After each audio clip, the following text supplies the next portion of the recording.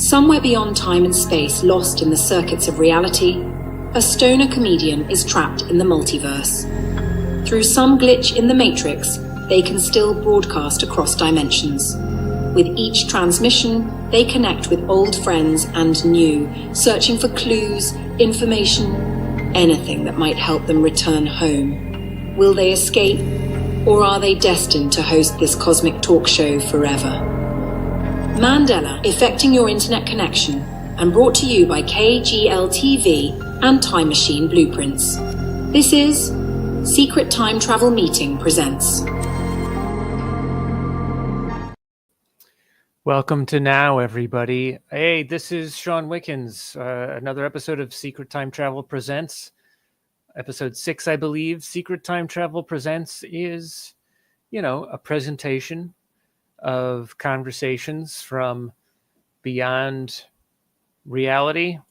As you can see from my beautiful background. Hey, look at that. I'm somewhere else. That's the easiest way to say it. And we'll be joined by a guest shortly, and we'll have some, things to talk about, otherworldly or not. We'll find out when we get there. But a few things I want to talk about real quick. Well, first of all, I like random things. Speaking of random, check this thing out. 100 things to do in Luxembourg. I've never been. Oh man, there we go. 100 things to do in Luxembourg. I've never been, but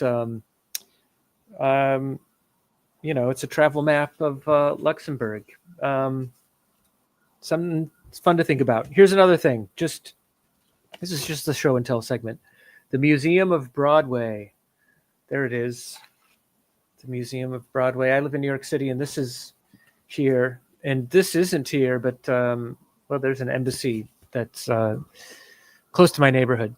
Anyway, I want to talk about a few things before we get to our guest. The first thing is I saw an interesting film over the weekend.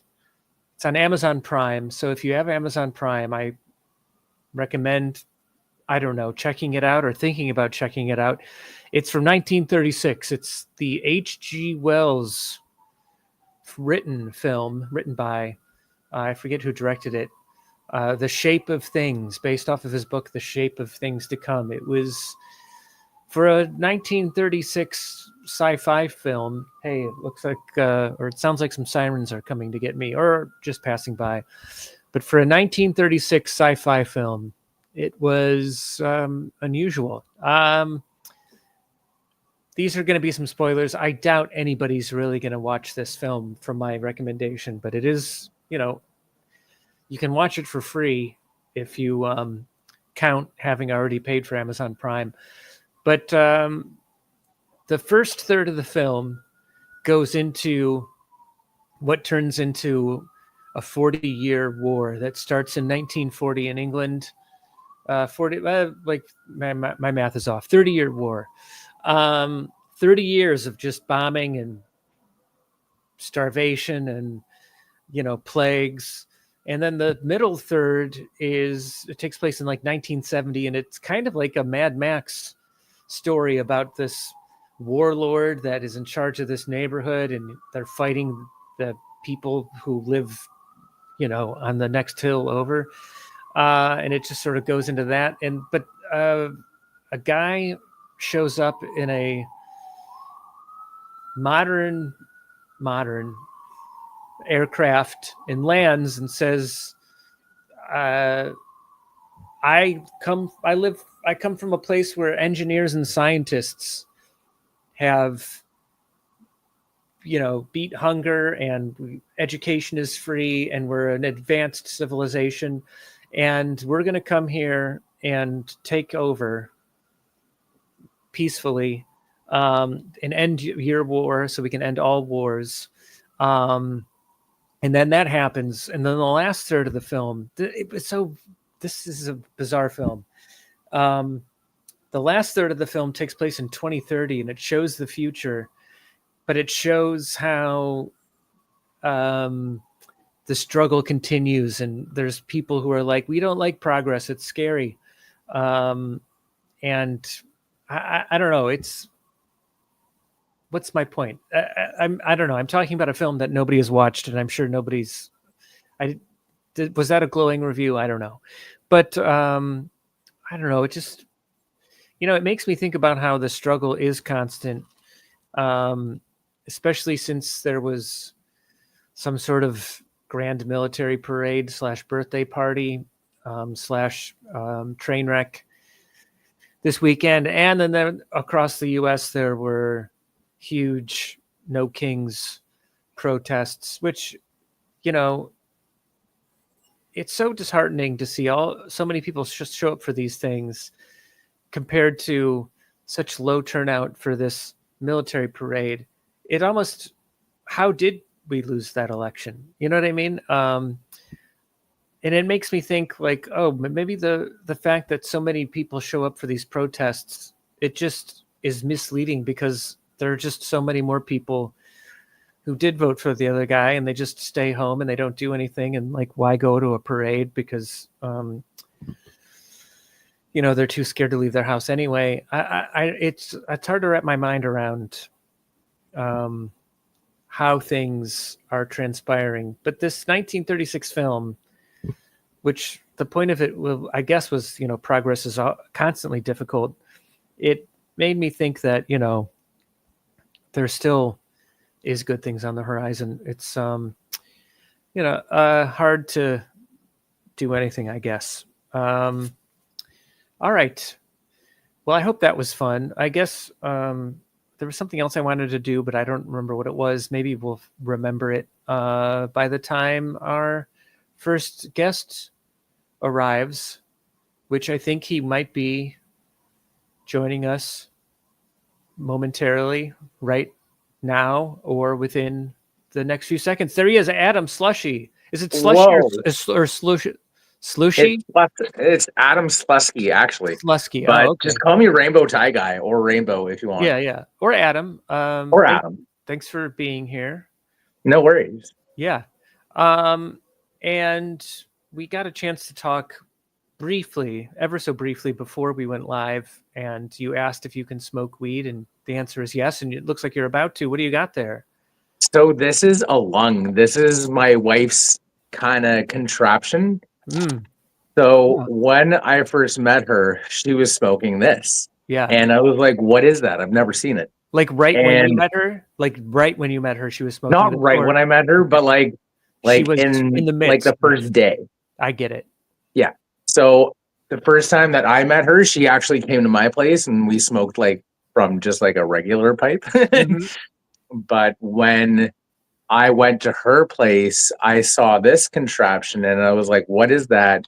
And apparently, so you just like take a regular like smoking lid, bowl piece, sorry, and you put it onto a pop thing and then you put a milk bag around it and then you smoke from that. And it saves you weed, but still gets you a lot more high than just a pipe does. I would say it's on par with a bong.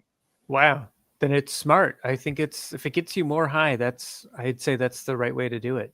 Right? Biggest bang for your buck. And like it kind of works like a gravity bong because you just put a little bit of weed in the top and then away you go. Well, thanks for the demonstration. That's I've never seen anything like that, and it's a very elegant way it's very compact. You don't have to worry about breaking glass or exactly. I always had that problem where like I would have the pipe on my leg, that like a glass pipe. Forget I'm smoking. Yes. Get up. Oh no. It accidents happen. We're all clumsy. Real quick before we move on, I want to ask your opinion on something. Okay. I got this prop, and it's a fake joint. Okay. Okay. And because I do perform on stage, I don't just do this digitally. I sometimes perform on stage, and I liked the idea of having a fake joint on stage that I could hit just to pretend that I was stoned. And by the way, I'm really more of an edible guy. I make my own weed brownies, and it'll probably kick in at some point while we're conversing. And the reason I do that is because it lasts longer than smoking out of a pipe. Anyway, this is the fake joint that I got in the mail. It's okay. That is really big. I know it's too funny, right? I wanted something that was believable, but I always also tell people it's fake because a lot of times you can't smoke, in theaters or especially in the US with what's going on. Yeah. Yeah. Oh, yeah. But this is it's too ridiculous, right? It is too ridiculous, but at the same time, I still feel like that could be misconstrued as a real joint. I feel like you should have one that's like arm's length. That's great advice.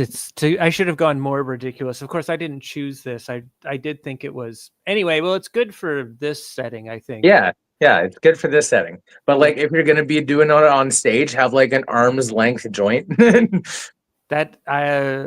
And maybe even a giant ashtray, like a completely sized ashtray as well. Like make everything like almost as big as you, so you kind of look like really small. A little guy. Yeah. Real quick before, and by the way, the conversation is already going great. I don't know if we've already addressed that, but one quick. This is like a tip, I guess. I'm wearing headphones right now.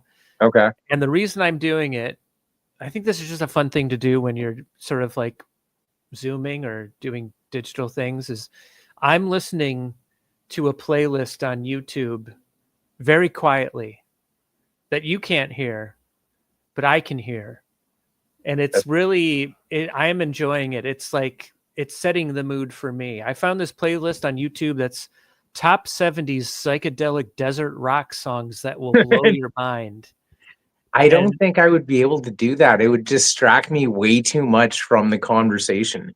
Just like I can't drive myself because I have to have my focus on every which way. I have no idea how people drive and have a conversation. Oh yeah. I definitely don't like having long conversations, especially if it's a long drive. If it's a long drive and you really are trying to pay attention to the traffic. Yeah. I like short bursts of conversation are great, but long, like in-depth conversation. Oh yeah. It's we're going to take a quick commercial break, and then this has been a very light, casual conversation. Let's possibly get into some deep stuff and some more light stuff as well. Let's I love deep stuff. All right, commercial break, and then we'll be right back with Adam, Rainbow Tie Guy.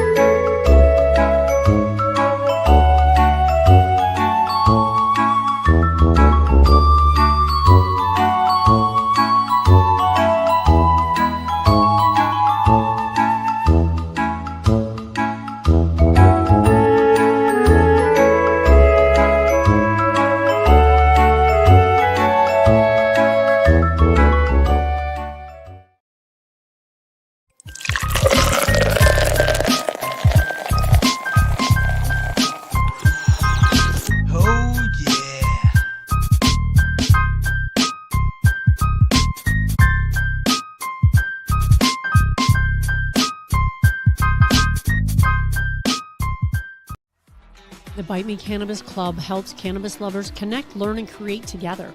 I'm Margaret, host of Bite Me Podcast, inviting you to discover a safe and inclusive private community.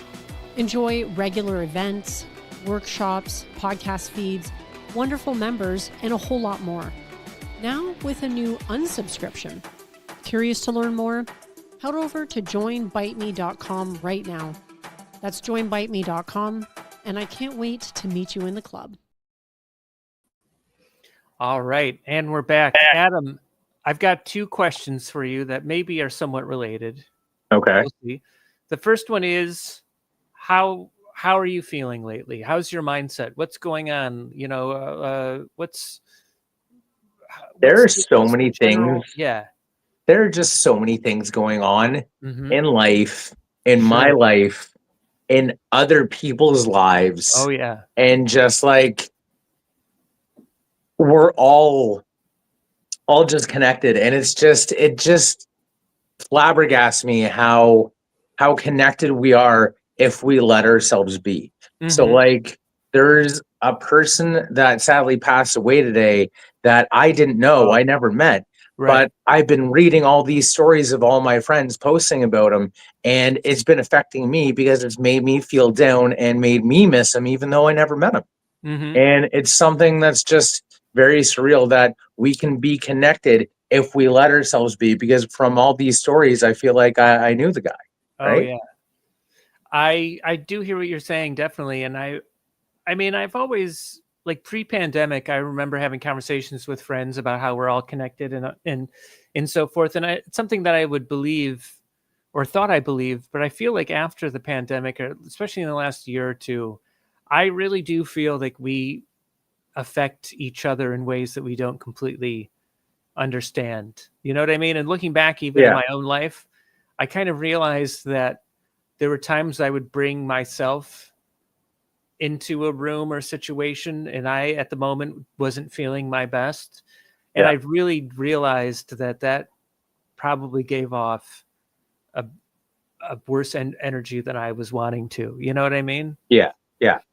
Well, like there have been a lot of times where I put myself in situations where I'm like, whoa, how did I get in this particular situation? And it's just very, very surreal. And there's times that you almost feel like you're on autopilot, and then you come to and you're like, whoa, how did I get here? I don't Mm-hmm. know if that's maybe just me disassociating, I don't know, but that's what happens to Adam. Sure. Yeah. Yeah. Um, I know I get that too. I mean, and there's parts in my life that I feel like I'm like, for doing this show, for example, this is a fun thing to do for me. I like doing this and I enjoy it. But there are times where I sort of, it seems shocking to me that I do a show that's vaguely about time travel and I sometimes talk about it in front of live audience as well. You know, it just Yeah. seems ridiculous, but I am a comedian. So first and foremost, So so it let works. Yes. let's talk about time travel or Sure. space or something. Okay. So here's a funny story that happened the other day. So about a month ago, my wife had to go to the hospital. So as a good husband, of course, I went with her. Good. And Yeah. this guy and I in the waiting room were talking, and he was like, "So what do you do? What do you do, man?" And I was like, "Well, honestly, I work for NASA." And my wife Mhm. hits me, and she's like, "No, you don't." And I'm Mhm. like, I work for NASA." And he's like, "Oh, you work for NASA?" And I was like, "Yeah." And I was like, "Well, I don't work there right now, but I did." And I Yeah. got him going because I know so many just little facts about space Yeah. that I could make him think that this random person in this random hospital, oh my god, he works for NASA. Right. Well, I would recommend, this might sound crazy, but why not send them a resume? You're like, I see if you can don't get an have interview. the schooling to do that, but I But know the facts of this stuff. sure. But I'm not saying like pump up your resume or anything. I say send them your resume as it is. You don't know who they need. They might need a rainbow tie guy, They might need a rainbow tie guy, which they might need advertising and marketing and all that Sure. stuff. So it They is might. NASA. They Yeah, are yeah. going through a slump. Wait, aren't they closed, or did they? I don't know. I think I don't read up to date news on NASA. I think they may have lost some funding. I mean, they're still around, but I just recently, I'll be honest with you, I saw a YouTube video that said like the Webb satellite, the new thing that is up there, shooting photos and stuff. Yeah. Um, I guess there was some discovery that blew scientists' minds recently. I did start watching that video, and then I That almost I sounded spaced like a out. clickbait title. Oh, I know. Well, I did space out, so I don't really remember what was the revelations. Do you have any like new space things to share? New space things. I don't know. Like Yeah. everything is has as it always has been Mhm. technically because it's space, right? But Sure. so I have some facts that are Cool. just really random. I'll bring it. So did you know that it takes light 8 minutes to get from the sun to the earth? I think But I've it heard takes that. Yeah. Go sorry, ahead. it takes it 8 minutes, right? Mhm, But it mhm. takes 5 hours to hit Pluto. But Wow. it takes 4 years, 4.2 years to hit our closest star system. Wow. What is in all that space? Right. Dark matter, I guess, but we don't know if that's real, but we think it's real, They right? didn't they find dark matter or something like that, and they're like, "Oh my god, it's real," something like that. I don't know, but I hope a actual scientist stumbles upon this and is just like, these idiots, I need to come on this show. If we have That'd be somebody fantastic. if we have somebody reputable who approaches us to be on this show to talk about space, Adam, we'll have you back on. I I'll would say that. definitely be up Yeah. for that chat. Well, anything else that you've been sort of ruminating about lately? I mean, there is so much going on in the world. Yeah, So here's something about space that sure. I find really amazing. So when you think of like a black hole, you think of all the matter and everything destroying and just it's a black hole. It's done. Yeah. It's gone, right? Mm-hmm. But they've actually found that like all the star systems and solar systems and all the everything, they revolve around the black holes. And I think it's I can't remember what it's called, but they revolve around the black holes, and that's what makes them spin so fast. Oh, wow. So yeah, so it's what do you call it? It's destruction creating life. Mm-hmm. And I find that very amazing how everything works in symbiosis like that, where destruction creates life and life creates destruction, and we create destruction, but we create life, and it's just everything works together. Right. I love that about life. Love it. I have two comments based on that. And the first one is, I swear to God, I think the revelation that the Webb satellite gave us is that scientists think they have evidence that supports the theory that we exist in a black hole, which Okay. I think I've heard that. Yeah, which I don't care. I mean, if it's true, what does it change? Like, I'm not scared by that notion. You know what I mean? So The thing that that scares me is the Mandela effect. That scares the crap out of me. All right. Well, we might have time to talk about that too. But the other thing is, and now I'll make a promise to the audience that I'll chase this and see if it's. I'll research this. You know what I mean? But I read something recently that there's like physicists are like theorize that black holes were able to maybe eventually, because they're also storing information about the universe. Like, they don't just suck in matter, but if they're sucking in matter, that also includes information. And so like these black holes might also be sort of like celestial backup hard drives for like the history of the universe, which is crazy to think about. I mean, it's a poetic statement. I have no clue if it's true. I have no clue how you would use that to better us in the future, you know?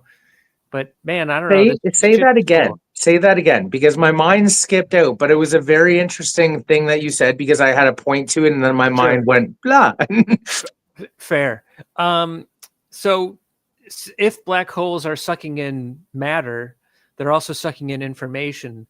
So it's possible that we might be able to somehow access that information at some point in the future, because the black hole doesn't destroy matter. It's just sort of like, yeah. And it's something there's like a basic law of physics, I think it is, where it's like energy cannot be destroyed, it can only transform. So it's like, if these black holes are sucking in all this stuff, then it's got to go somewhere, because energy cannot be destroyed. Right. So it's storing it, which would make weird sense. And, don't black holes eventually turn into quasars and explode and shoot out all that information? Like, if I thought it was that quasars turned into black holes, like it all just kind of collapsed in on itself, isn't it? I mean, it might be a circular thing. I don't know. I mean, now we're getting far beyond what I know. Sure. So here's the quick thing I'll say about Mandela effects, though, and it's that I don't think we should be afraid of the possibility that we do jump timelines, because if we are jumping timelines, that's not necessarily a bad thing. That might be a good thing, But I also think that it's a valuable thing to talk about, this notion of Mandela effects, because I believe that once time travel is possible, which I think it might be someday, I think it's probable. Well, it is didn't Einstein prove it was possible or something? I think if we're able to do it legitimately, like once we go back in time, it's going to be used for the wrong things, though. It's going to turn into like that movie Looper, but 1 billion times worse. I also disagree with that. But the Mandela effect thing specifically I want to talk about is, if you and I are able to go back into our own pasts, we might be confronted with a past, because our memories are so weak and malleable. We might be confronted with a past that's so very different than what we remember. And so we have to get used to the fact of history not being what we think it to be, because once we are able to go to the past, we will be confronted with a different reality than we expect.